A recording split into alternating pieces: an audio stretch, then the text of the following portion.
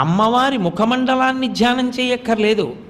అమ్మవారి ముక్కుకి పెట్టుకున్నటువంటి నాసాభరణానికి ఉన్నటువంటి ముత్యం ఊపిరి పీల్చినప్పుడు లోపలికెళ్ళి ఇలా కొంచెం పైకొచ్చి కొంచెం లోపలికి ఎడుతూ ఉంటుంది. అసౌ నాసావంశస్తు హినగిరి వంశధ్వజపటి అంటారు.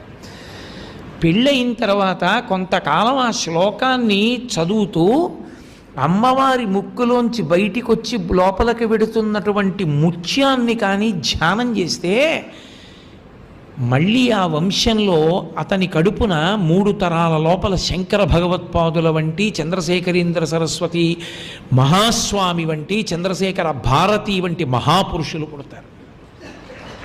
అంటే అమ్మవారి ముక్కుకి పెట్టుకున్నటువంటి ముత్యం లోపలికెళ్ళి పైకి రావడం ధ్యానం చేస్తేనే అంత గొప్పదైతే అమ్మవారి ముఖమండల ధ్యానం మాటలు కాదది.